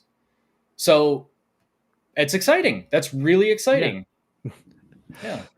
There's a couple of chats I want to hit before we get into the rest of that story, but Buckeyes 2024 Natty says there's no proof of Michigan's defense being better. They don't let press in the practice, so you're stuck with their narrative. Okay. There are trustworthy people who go in and watch the practices and then report back, or they talk to players. And I mean, there's no reason to think that they would lie. Obviously, people are going to say, I mean, unless it's really bad, they're going to maybe even exaggerate how good it is. But I mean, I guess maybe I'm taking this the wrong way, but I think when you use words like you're stuck with their narrative, it means you're implying that people are lying about it, but they would have no reason to lie about it. So, I mean, also you got to think about coach speak. I mean, yeah, sure. Yeah. All right. Maybe it's their narrative, but you got to think about coach speak too. Like the coach's butt is on the line here. So if he comes out and he starts saying things like, yeah, we're looking really good, we're really excited, you know, the offense is winning some days, the defense is winning other days, these defensive players are looking really good. Like, he's not just going to say that and then knowing that his team is about to go out there and lose 4 or 5 games. Right. And frankly, we're expecting this defense to be really good and Michigan still lose 2 or 3 games. So whatever. I mean, but you got to take coach speak. And the way Isaiah Hull talks about it is that coach speak, you kind of get puzzle pieces. And so you take the puzzle pieces from what all the different coaches are saying, what all the different players are saying, and you just kind of put it together and form a picture, and you do the best you can to form that picture. And based on everything that we're hearing from the players, from the coaches, things are looking really good, or at least there's no reason to think that they're not looking good. Yeah. Yeah. On that note, Dave's here says that 12-0 is possible, but realistically, winning 1 out of the 3 big games seems more reasonable. The big games being Oregon, OSU, and Texas, right? I'm sorry. Say that question again. I got distracted by a stupid chat. The 3 big games that Michigan has: OSU, Oregon, and Texas, I believe, are what we're talking as the 3 biggest games. Ohio State, Oregon, Texas. USC's ranked to start the season, and then some people think Washington's going to be a tougher game. Yeah, but they really do have a complete turnover. They don't have any coaches that were brought up. They don't have any of their seniors. So they really are looking at a rebuild. But, I mean, Jed Fish is a good coach, you know, so maybe it's a game. It's at Washington, so it'll be interesting for sure. I don't know. I don't see how Washington's going to be that good. Yeah. But Now, maybe they will be, and that'd be great for the Big Ten. yeah. So okay, I didn't want to. We're really trying to get away from talking about the cheating scandal, but let's because I brought this up. Charlie Baker. So CW 6478 says this, and he said a few other things here that I like. That quote from Charlie Baker used as gospel. That was prior to the investigation final findings, so will not be held up ultimately. The issue you have here is actually a legal one. And Harbaugh's lawyer has already mentioned that this could be used, that for Charlie Baker, as the president of the NCAA, to come out and admit that Michigan won the national championship fair and square, if the NCAA decides to get crazy with sanctions, Michigan has a huge, huge legal defense to come at them and say, Charlie Baker said we won fair and square. What's going on in your organization? That would show a problem with the NCAA organization. That would show a problem with their findings, because if they've got that much disassociation between the president and the team that's doing the investigation, then they've got a much bigger problem. Right. Also, it wasn't necessarily after or before the final findings. They had at that point all the information they were going to get. They've tried to get more. They've got stuff from, obviously, they've got Sharon Moore's 52 texts, which apparently turned out to be nothing. So I guess cry more. I don't know. Boom. Oh, and this one too. Okay, so this has been answered too, and not going to stay on this for too long. Also bringing in Connor. You forgot that one. So Connor Stallions comes in, and I think CW here's other quote or chat was before Connor Stallions, Harbaugh's record was this. After Connor Stallions is this. A lot more changed in 2021 than just Connor Stallions. Isaiah Hole has talked about this. Several other people have talked about this. You're talking about massive changes in the program, not named Connor Stallions. So to use this as your data point is what we call cherry picking or creaming the data. And that's also a problem. So that one's not going to work either. We need to start a new segment called Professor Cliff, and you can just take chats and just dissect them and learn them a thing or two. Maybe, yeah. Keegan says OSU lost without Stallions and without their head coach. Please stop with all that. It's childish. I agree. Moving on. Boom. Okay, so this is a good one. Borg Warner says, we need to see them against Texas. If the defense shuts them down handily, it could be a fun special defense. So Texas obviously is week 2. That's really the test. Mac, you want to talk about what Michigan's defense has to do against Texas? Or what they're facing against Texas? Yeah, so I need to take some time and I need to actually learn a little bit more about what Texas is going to look like this year. Yeah. My thing with Texas is that I've heard, Quinn Ewers is very good. You don't go to Bryant-Denny Stadium and beat Alabama. I think it was by 2 scores. You don't do that without being extremely good. The things that I've heard about Texas,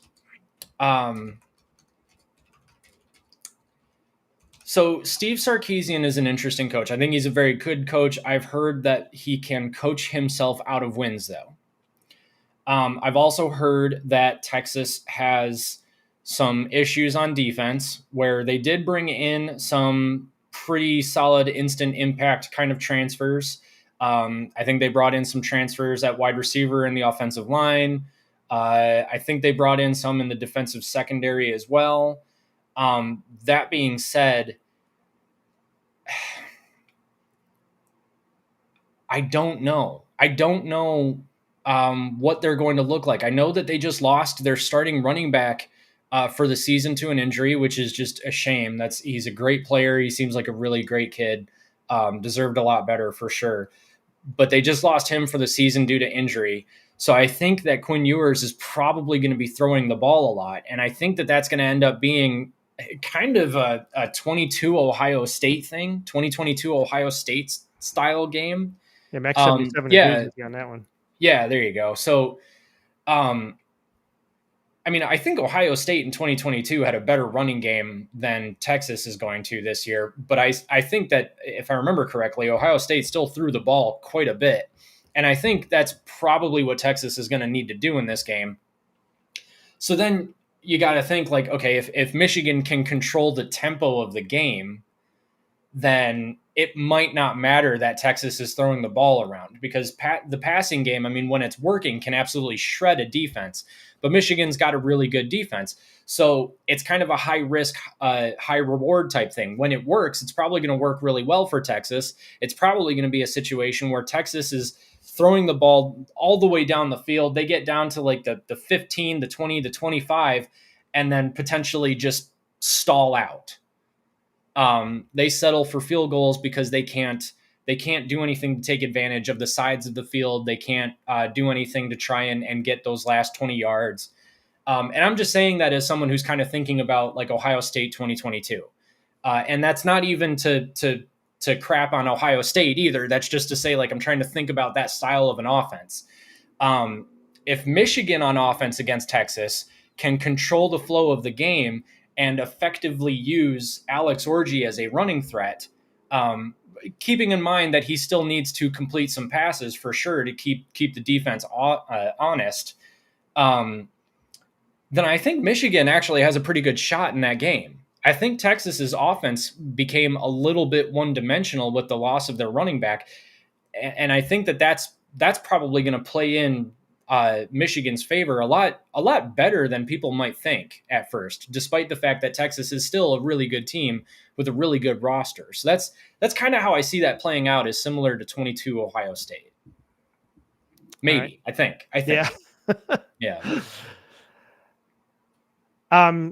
Going back to some of these chats, then Keegan says the personnel is better. The depth is there. Statistically, they should be worse. Power rankings should be better. He's talking about the defense here. He also said, yeah. Yeah, I missed a couple of chats here. He also said the offense should be worse, which means the defense should see the field more, which will give them more opportunity to get better. Yeah, and I'm not even entirely sure that's true, because what we're hearing out of fall camp is that the offense is actually doing pretty well against this defense. Yeah. And so you got to think like, okay, does that mean that the defense actually kind of sucks? And no, I don't think that that's the case. I think that I think that Michigan has a lot of players that came back from last year. A lot of their second string players from last year saw the field, got really good experience, and now they're bringing that defense back. They've also got, a really good defensive coordinator who's staying on the same type of system. Like, I don't think that there's anything to suggest that Michigan's defense is going to be measurably worse than last year. So the fact that the offense is winning some of the time and the defense is winning some of the time actually says to me that there's quite a bit of balance. So, but I want to know how the offense is winning. Is he winning, or is the offense winning because they're figuring out how to use Alex Orji, and Michigan's defense hasn't quite figured out the running quarterback situation just yet, which is going to be really interesting when they get up against teams like Oregon. I believe Dylan Gabriel's a bit of a running quarterback. I know Miller Moss can run. Actually, I'm pretty sure Miller Moss can run at USC. Quinn Ewers, I think he's a scrambler. But I don't think he's quite a runner, I want to say. And then Will Howard can run. Will Howard absolutely can run. He's got a running threat. I don't think that they would use him as like an RPO style quarterback, though. Oh wow, Texas's running back and both of their running backs. Jeez. Yeah, I heard about the first one. That's too bad. Number one was out, but I didn't hear about the second one. Yeah, that's too bad. That sucks for them. But yeah, so I don't know. Maybe that just means that Michigan's defense is kind of struggling against running quarterbacks right now, or maybe Alex Orji is actually just that good, or the offense is actually doing pretty well. Max77 says the D will be good for Michigan. They may not have depth like last year. Now, you actually talked about this a minute ago. Yeah, it sounds like there's more depth than what we expected. That's what we're thinking. So yeah, like I mentioned a few minutes ago, Michigan brought in these transfers from other schools. My original thinking was that they would they would transfer in to take over starting positions. But actually, right now it looks like former Michigan guy, or not former Michigan guys, but guys that were on Michigan's roster last year, uh, are the front runners for taking the starting positions this year. So you've got Jayshon Barham he's a transfer, but he is in a starting position so far. It looks like he's going to hold that middle linebacker starting position over Jimmy Rolder and Christian Boyven. And then it also looks like, so Jair Hill is left cornerback. He's playing opposite Will Johnson, and Amir Hall, it looks like, is going to back him up. He was the one from Albany. Makari Page, strong side safety, looks like he's going to take that. Makari Page is a senior as well, so Michigan has some senior experience back there, even with the loss of Keon Sabb. Although I can't remember. I think Keon Sabb was a senior, but I can't remember. In any case, Wes Walker, I believe from Tennessee, is going to back him up right now, and then Quentin Johnson, free safety. Jaden Mangum's his backup right now. Will Johnson is actually going to be backed up by Ricky Johnson. I can't remember where Ricky Johnson came from. But Will Johnson, I mean, Will Johnson's the best cornerback in the nation right now. There's a lot of speculation that he's just going to be the best overall CFB player in the country this next year. So we'll see how that goes. Hopefully that's the case. Keon Sabb is a sophomore this year. Really? Yeah. Oh man. Okay. Yeah. Apparently, the Alabama has him down as a sophomore. So. Maybe some of his credits didn't transfer. Interesting. Okay. Yeah. But yeah, and then you've got Jaden McBurrows and Zeke Berry's backing him up. Those are two names that we heard a little bit last year. So, there's some experience there as well. I guess the thing is that there is experience here. There's absolutely experience here, and there's experience backing up the experience as well. So yeah, I don't see a drop off from Michigan's defense, at least not a significant one, maybe a half step back. But that's what I'm saying is we could see Michigan as a whole take a half step back or maybe even a whole step back from last year. I mean, remember, last year was 15-0. It was a perfect team. Wins against Alabama, Washington, Ohio State, Penn State on the road. I mean, that was a good team. If Michigan takes even a half step back with the type of schedule they have this year, that's 2 or 3 losses. And, that might just have to be okay. That's just kind of the issue. That's what happens when you play a ridiculously difficult schedule. Hey, we've still got some back and forth going in the chat there. Yeah, you guys need to calm down. Holy crap. Michigan. Well, let's since we're talking about that, since that's a culture thing in the chat, although I looks like our regular watchers are keeping a pretty good handle on it, so I appreciate that. Yeah.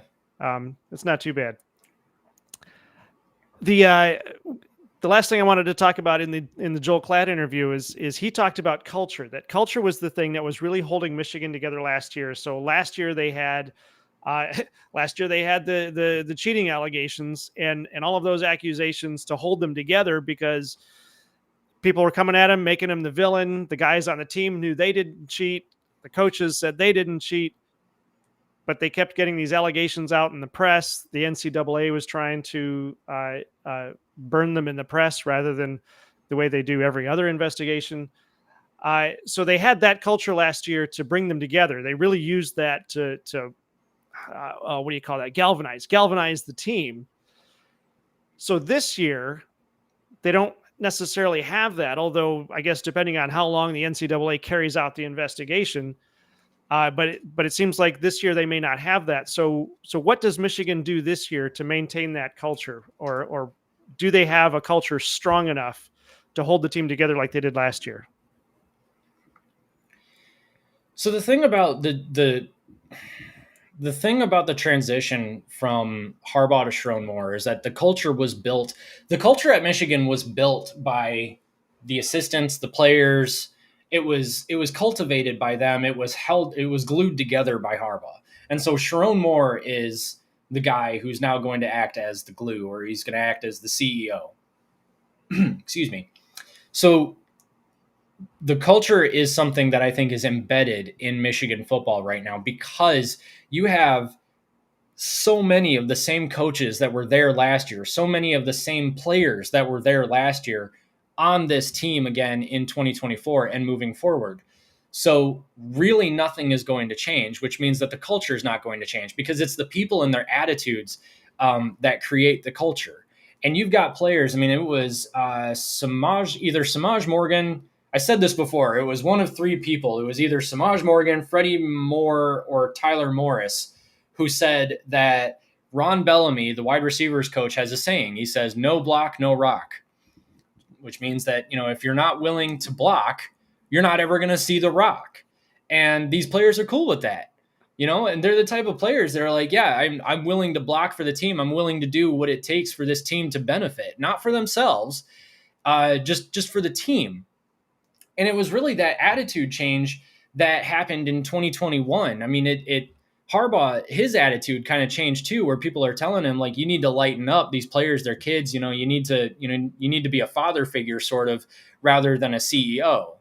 And so his attitude started to change, and they brought in coaches and players with the team first, the team, that kind of an attitude.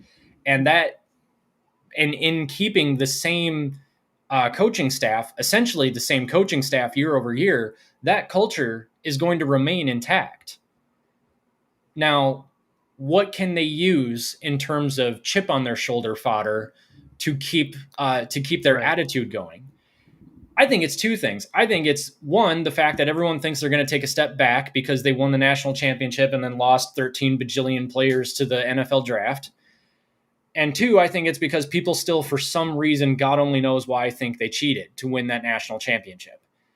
And every reasonable person knows that Michigan didn't cheat, that Connor Stallions did a stupid thing that had the advanced scouting that the NCAA was going to repeal back in 2019 anyway, because it had no measurable advantage for on-field results.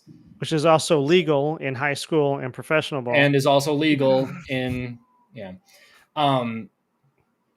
Anyway, it didn't create an advantage. Michigan won because they had better players and they had a better attitude and they sacrificed for each other. And that's how they won the national championship. And yeah, Connor Stallions will get punished for taking his iPhone to a game. Apparently we're not allowed to take phones to football games anymore. I didn't know that. I don't think that the millions of people who go to football games every year knows that. But whatever, it is what it is. But for some reason, everybody still thinks that Michigan cheated, and these players are not happy about that. I think that they're kind of letting the noise go for right now because they're trying to focus on fall camp, but there's still kind of that, weirdness in the air. Like, is Sherrone Moore going to get suspended? What's going to come down on Michigan? A lot of people that would know are saying that really nothing is going to come of this. Michigan's not going to get any sanctions. There's going to be no vacated wins, probably a fine, probably Sherrone Moore is suspended for a game or two, whatever. But I think that maybe some of that stuff is still kind of in the players' heads, and they can use that as chip on their shoulder kind of stuff. Keegan says, I think we have a good chance at going undefeated. Define good. I mean, if the culture is there, okay, I guess this is what Joel Klatt is getting at,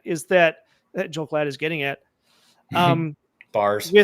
With the if the culture is there, and if the defense really is as good as it was last year, if the offense doesn't need to be as good as it was last year, they just have to make sure, they're not wasting too many opportunities, no turnovers. That's always critical, obviously. Mm-hmm. But if they got the culture, they've got the defense,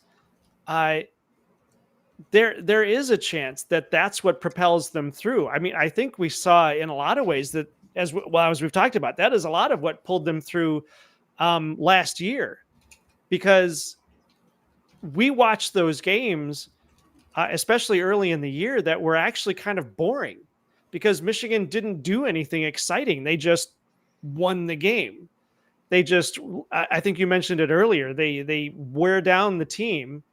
They wear down the other team, and then, they win because the other team gets tired and can't keep up. Yeah, I think you're right. I mean, Michigan plays that style of football where they're going to dictate the tempo of the game to you. That's what you said. Dictate the tempo. Yeah. Yeah. And other teams, I mean, I think you saw a couple of teams. I think Maryland was one of them, actually, that just as the game went on, they got increasingly more desperate.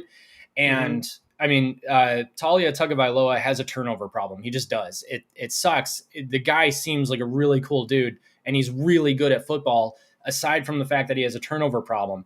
And as that game wore on, you saw those turnovers start to become more and more of a problem. He started to get more and more frustrated.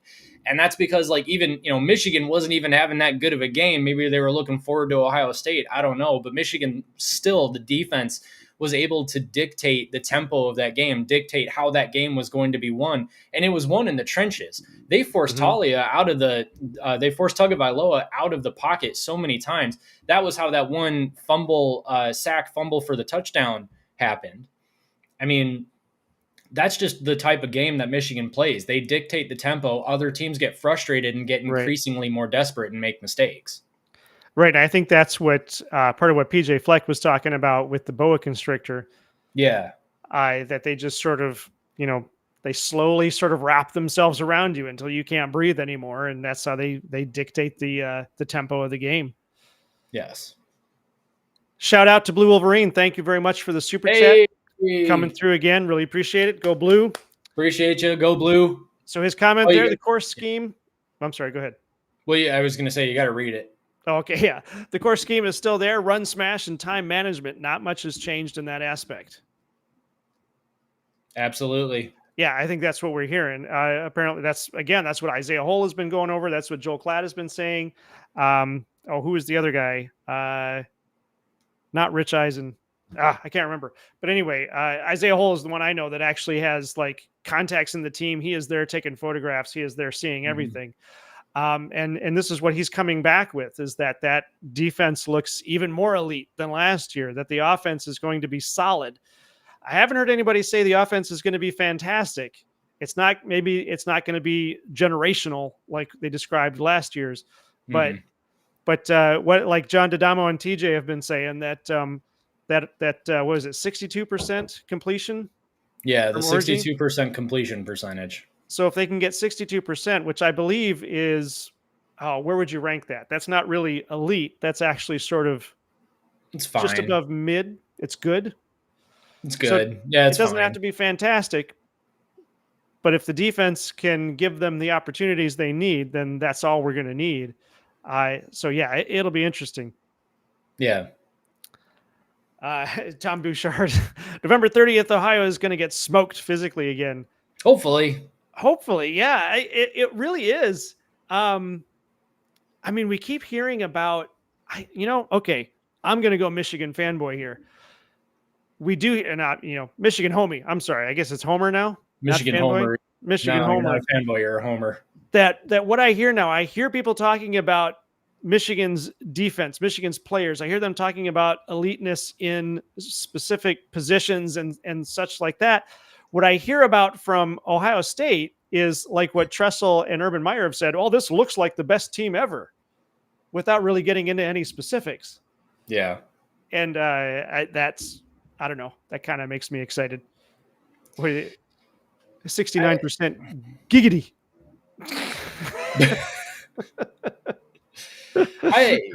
It's kind of interesting what you're hearing out of Ohio State versus what you're hearing about Michigan. Like, admittedly, again, I'm not listening to Ohio State pundits. Like, I'm just not, because I'm not an Ohio State fan. Yeah. But when you're listening to like national pundits, they're not talking about Ohio State. They're not talking about Ohio State from the perspective of like, I was going to say development, but that doesn't really make sense. They're not talking about the players. They're not really talking about specifics. They're just saying that on paper, that team looks really good and should have the best team in the nation, really. At some point, you do have to score more points than your opponent and against better teams. I mean, if they want to win the games, they have to score more points than their opponent. That is an excellent point, Max 77. I thought that's just how that worked. Well, no, I think that's in reference to.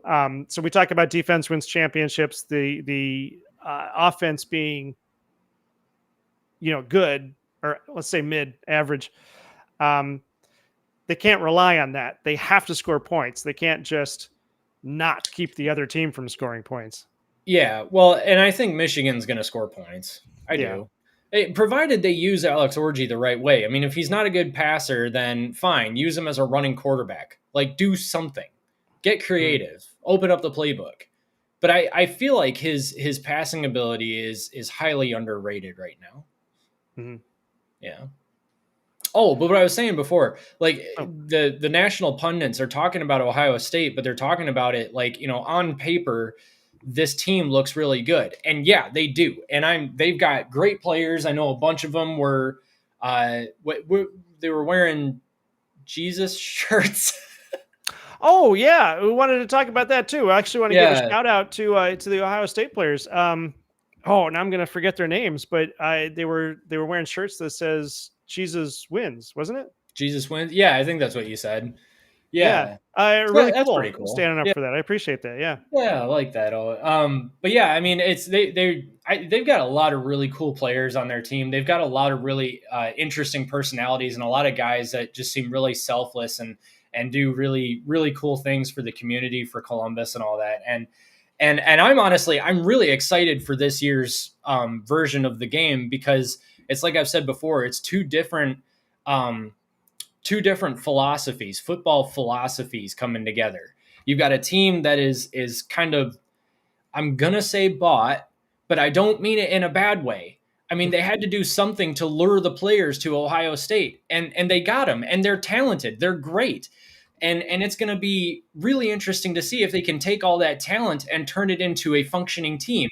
And I know that everything I'm saying right now sounds like a knock against Ohio State. I promise I'm not just trying to knock them for the sake of knocking them. You will know when I do that. I love to do that. But right now, all I'm saying is that, like, you've got a team that was scouted, that was researched, that on paper looks really good. The question is Ryan Day able to get them over the hump? Is he able to take them from being on paper a really good team to on the field being a really good team, which is kind of a stupid thing to say, honestly, because they were a really good team on the field last year too. They just lost the one game that mattered in terms of where their final destination would be. So this year, can he get them to be better than Michigan on the field? Because they nearly were last year. This year, can he do it? And he brought in Chip Kelly. Maybe that's going to help. I know a lot of Ohio State fans were happy to see Tony Alford come to Michigan, so we'll see what happens there, I guess. Right. But you've got a team that was highly scouted and bought in the best way possible, going up against a team that is developed. And it's going to be interesting. It's a clash of philosophies, and I'm so excited to see how it turns out. And if Ohio State wins the game, congratulations, hats off to you. If you guys have a good season, congrats. For the betterment of the game, you love to see it. Obviously, as a Michigan fan, I hope you go 0-12 and cancel your football program. But well, let's not go that far. Come on. We don't live in a perfect world. After all, Adam and Eve did eat the apple, and now we're stuck with Ohio State. So one thing led to another.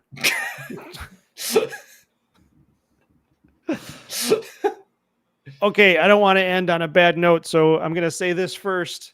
I think next week I'm going to try to find a moderator to watch the chat for us, and I think we might actually start putting people in timeout because the chat really got away from us today. Yeah. We got a lot of hate watchers in there. But tip of the hat to our Michigan fans and our friends of the show who are keeping it pretty above board there. Appreciate that. Got to keep the chats, above board, above the waist, basically. Yeah. So that's where we are there. Keep smoking that crack from Detroit and drinking that water from Flint. Wow, Sean. We don't get our water from Flint. We don't get, yeah. Didn't they shut that off? No, actually, I think it's still a problem. Oh, all right. But anyway. I wonder, how's that train doing in Bethlehem? What? The train that blew up in Bethlehem, Ohio? Wasn't that a thing? Oh, it could have been. I don't know. I Yeah. don't remember. Wonder if I don't keep track of that stuff. the pollution that got into the air must have killed a bunch of brain cells, particularly in Sean Schrock's head. Yeah. Yeah, I'll Sean joke, Schrock. Sean. I've seen him on some of the Michigan football, Voice College football channels too. He likes to go around and just talk trash. Well, it's not even talking trash. That's just talking crap. I don't know if that's worse. Sorry, I don't like to swear. I'm sorry. Talking butts, man, and we don't like it. At any rate, next week, I think I'm going to try to find somebody to moderate this. But next week, now, okay, so final announcement, preview for next week. We are going to be getting into football season. So as we're going into football season, we are starting the Pigskin Showdown right here on the Big Ten Team Rivalry Show. We're going to have multiple guests at once. So next week, for our first week, for calling games, let me tell you what games we're going to do first. We're going to do, while we're doing all of the ranked games for the Big Ten, which this time turns out to be Michigan versus Fresno State, Oregon versus Ohio, Ohio State versus Akron, Iowa versus Illinois State, and the one I keep forgetting about, Penn State versus West Virginia. We're going to have a roundtable going over those games. Our guests will be Justin Adams from the Nebraska Football Voice of College Football channel. We've also got Garrison and Bryce from the Scarlet and Blue channel. Wait, did I say that right? Scarlet and Blue show. Yeah, that's right. Yeah, Scarlet and Sorry, Blue, guys. And also Buckeyes Battle Cry. Pete and Rob will be here. And what we're going to do is just basically go around the table and call the games, maybe give a little bit of reasoning as to why we pick who we pick. Now, don't be thinking that just because these are, early non-conference games that they're not important. These are games that they cannot afford to lose. So we're going to have fun doing that. But that's just week one. Then we're going to get into week 2, 3. We're going to be doing that for the entire season. Going to have a lot of fun doing that. Join us. In fact, we might even open it up so you guys in the chats, if you actually want to get on the show, we might be able to open that up to bring some of you guys in. We'll see how that goes. Palestine. That's what it was. My bad. Palestine, not Bethlehem, Ohio. Isn't there a Bethlehem, Ohio, though? I don't know. I thought there was. I thought there was, too. Keegan doesn't want to be our moderator, but Keegan, just because you said that, I might make you the moderator anyway. Yeah. So be prepared. Also, real quick, Buckeyes 2024 Natty. I hope you didn't get that tattooed on you anywhere, but you took more.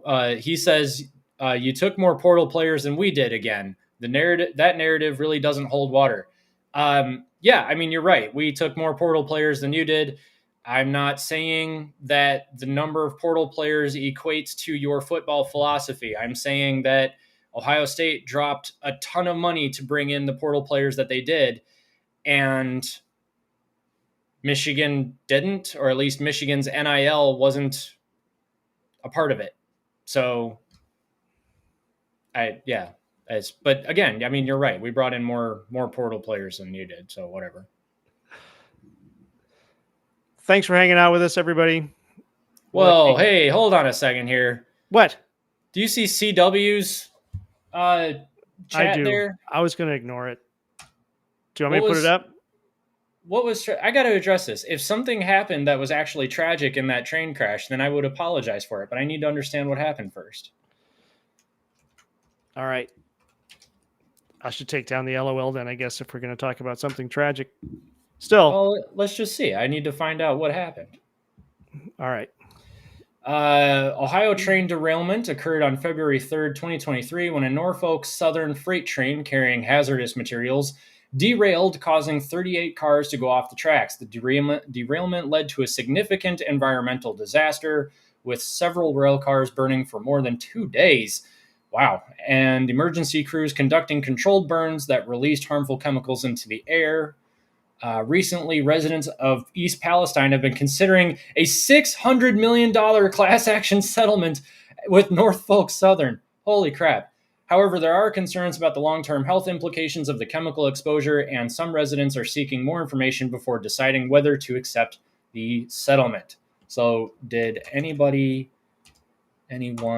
get hurt? I'm just checking to make sure. Fortunately, there were no injuries reported. However, it did cause significant environmental concerns. All right, Yeah, the environmental concern was the big deal. That was we had a stretch there of several trains going off the tracks. People were starting to wonder if it was an attack of some sort. Yeah. So I want to point two things out. One, I'm a huge fan of the environment. I hate when bad things happen to the environment. That's why I don't go hunting. Also, because I'm a super sensitive guy and I could not look an animal in the deer and then kill it. An animal in the deer? An animal in the eye. An animal in the eye. I was thinking about a deer. A deer in the eyes, yeah. So there you go. But first off, nobody got injured or killed. So it's not that tragic. But secondly, somebody else made a joke about drinking the water from Flint, Michigan, which also had health implications for people. So you can make a joke about that, but I can't make a joke about the train derailment in East Palestine. Nobody got hurt. Well, if the environment got damaged, then that could impact people. So,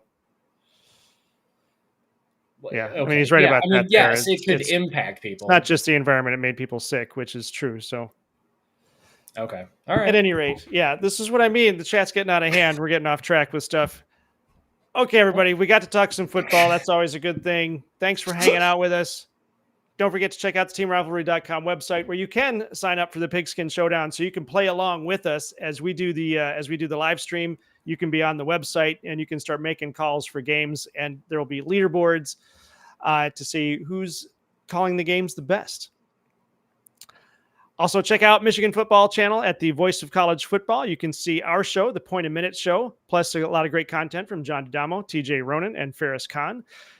Don't forget to like and subscribe, but most importantly, join us next Monday night at 8 p.m. right here on the Big Ten Team Rivalry Show for the Pigskin Showdown. Mac, anything you want to close out with? CW, get lost. All right. Talk your way out of that. Seriously, I said nobody got injured, nobody died. It was an environmental catastrophe. That sucks, but it's on par with Flint. So what do we? I'm sorry, my bad. Yeah, it's all bad. That's why these arguments get out of hand when we start doing these things. Somebody mentioned Flint, and then we mention other stuff, and I don't even think the Flint was that bad. Well, okay. See, now this is a whole different discussion. Yeah, the Flint thing was bad. Oh, all right. It was bad. The train derailments are bad. I want to end the show now because I don't want to talk about it anymore. See, I'm from Kalamazoo, where the train derailed or not from Kalamazoo, but in Kalamazoo, the train derailed there a couple of times and nobody got hurt. But it felt like every couple of months, like the train was derailing, and it was just like, oh, the train derailed again. Hurt to dirt. Yeah, it was like I said before, there were people who were suggesting that it might even have been some sort of an attack, that they were hitting the train lines and power stations and things like that. At any rate, football is coming next week.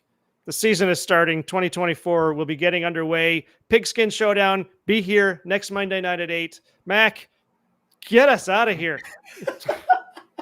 This is the most controversial show on the internet. This is the Big Ten Team Rivalry Show. Good night, everybody. Including you, CW.